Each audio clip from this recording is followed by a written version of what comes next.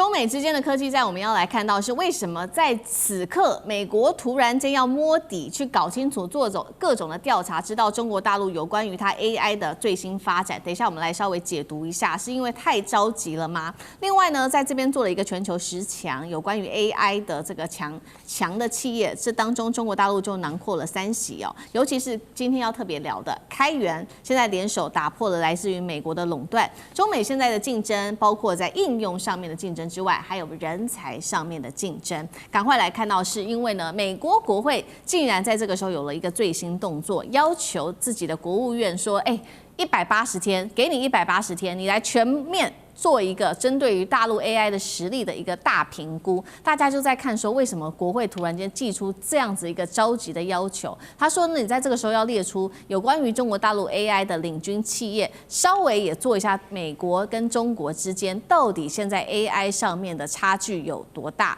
好，在此刻，除了美國國會祭出要求之外，《Times》時代雜誌也在這個時候突然間公布了2026全球 AI 的10強。我们來看一下，稍微看到說，中國大陸這當中其實有3家企業現在正式的上榜，包括了阿里巴巴，還有字節跳動之外，還有智譜 AI， 跟這一些美國的大公司是齊名的。那美國大公司當然就是我們熟知的有 Google、Alphabet， 或者是 Meta、Amazon、OpenAI 等等哦。現在說是跟他們一起列入了前10名當中。更關鍵的是，我們今天也特別稍微看一下中國內部現在在 AI 方面做了哪一些努力，尤其特別關注到的就是最新消息 ，DeepSeek 跟 Kimi， 也就是月之暗面共同推出的这個叫做照參數的模型。基本上是做什麼呢？就是你用我的架構，我也給你使用我的優化器，雙方一起來做一個技術上面的交叉。那麼同時也是一個開源上面的協作，代表中國現在不管是在成本方面用低的成本，還有比較高的技術，可以做一個比較快速的一個整合合作。那另外一方面呢，來自於史丹佛大學2026 AI 這邊指數也做了一個報告，說中美 AI 的差距已經在快速的縮小當中了。好，我們剛剛講了嘛，國會為什麼突然間這麼急？美國國會180天要摸清楚 AI 在中國發展的底細，原因是什麼？苑老師怎麼看？我覺得這個《時代》雜誌這份報告啊，這個它列出在世界前10大的這個 AI 公司啊。這個讓美國真的是感覺到非常非常的震驚啊，因為他第1名就是他的字節跳動啊，對啊，這裡面的話名次第1名，然後第3名的話呢，好像就是這個智譜啊，對，阿里巴巴第3名阿里巴巴，然後是第3名是智譜，阿里巴巴，然後第8名嘛，對不對？138嘛，對不對？那這個美國非常驚訝啊，就為什麼呢？因為美國的國務院呢，長期來講的那一些技術官僚啊。他們相信美國的科技永遠世界領先，但是黃仁勳老早就講過，就有一次這個國會聽着就問他說：“這個我們這個美國的這個 AI 的技術跟中國技術到底差多少？”他講的答案叫 nanoseconds 啊，就是說把一個小時分成100萬份的話呢，就是這個秒嘛，就是這種情況啊。nanosecond 的意思就是說非常非常接近。那不好意思講說我們已經落後了，因為這個第1名的話，你要講到說是這個字節跳動的話，字節跳動就是這個抖音啊什麼，這在大陸大的不得了，張一鳴的公司。所以在這邊情況下來講的話呢，我覺得有3個部分對於美國來講，這個是壓力非常大。第一個的話呢，這是美國的商業中搞攬錢的地方。啊，就是資本啊，大家知道那個 AI 本身需要非常多的資本嘛。現在的話呢，整個台灣市場都亂七八糟，就最主要就是所有本益比到達600倍這種情況下，大家對本夢比已經超過了想象。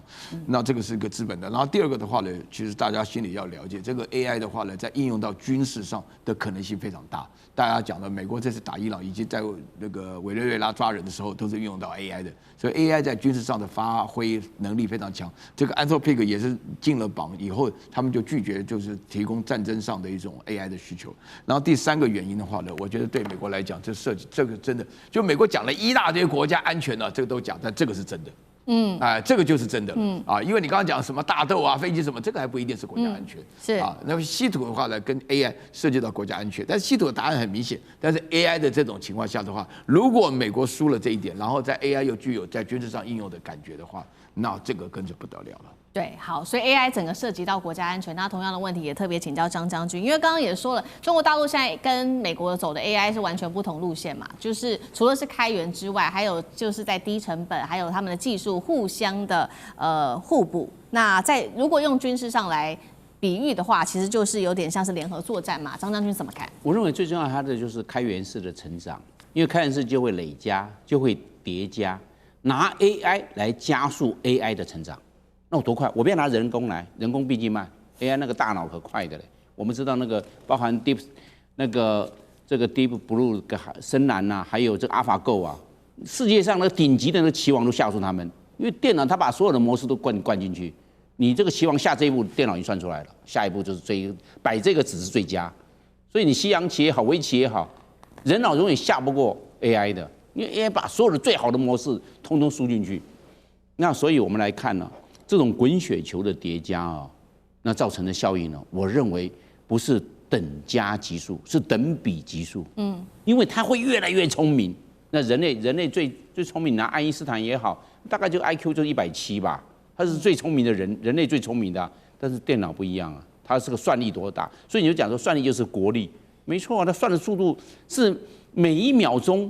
以前的時候，我們知道幾百萬次啊，上千萬次，現在幾億次哎，那將來就上兆嘞，那個多快的速度啊！那比我們可能我們所講的類神經，比我们類神經還是敏感度還要更高了。那現在很多的這種模式已經變成格式化，你是不是它就變成最佳格式化？另外一個就變成模式 model， 就是模型啊，都給你模型化。所以我們看呢。有時候拿 AI 來做的簡報，又比我們這邊是搞了半天。那些做簡報都幾秒鐘就給你做好了。對。而且程序起來，你要選什麼模式？你要選縱向式還是橫向式的模式？你要怎麼排列？你告訴我，一點進去，唰就又把你用出來。怎麼那麼快？你人在調來調去，它電腦就幫你弄好了。你看這樣子快不快？你要不要依賴 AI？所以 AI 幫助 AI 成長 AI 變成更快。所以中國大陸選擇我開源，我不要。那美國為什麼不要開源？因為智慧財產。我要保護我的智慧財產，這是我賺錢的法門呢。我當然要自己把它管制好。中國大陸不要，反正我們就是大家來廣泛運用吧。那也變成一個教育民眾，也讓民眾盡早接觸 AI。我就用開源式，價格這個成本相對降低。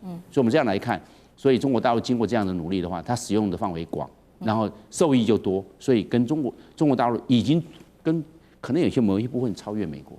那美國當然，美國他自己可能不願意接受到老二，他可能在某一方面，他說也很接近了，可是在已經某一些部分已經被中國大陸超越了。好，所以我們看到大陸其實不只是在研發階段，在這個模型的階段，其實它也把這些 AI 用在實際的應用面上面。那最直接的事情就是最新的消息，這是大陸的國家電網一次砸下68億的人民幣哦。現在說會採購一共8500台的 AI 機器人，會用在實際的領域，包括了巡檢、維修跟救援上面的工作。很快就可以看到8500台的 AI 機器人了。第二件事情是人才去挖角。挖角的對象，這個是變成了國際級的消息，因為這位大家可能不認識，但是他其實是美國科技界的重量級人才，他是被譽為全球頂尖化學家、哈佛奈米專家李博，現在也轉戰要到大陸的深圳醫學科學院這邊去任職了。另外第三件事情，在制度上配合1555的戰略，大陸新增了38個 AI 相關科系，從教育、從科研跟產業面全面來做打通。厲將軍怎麼看大陸的這個規劃？從中國大陸電網砸了68億的人民幣去採購這8500台的這種 AI 的機器人，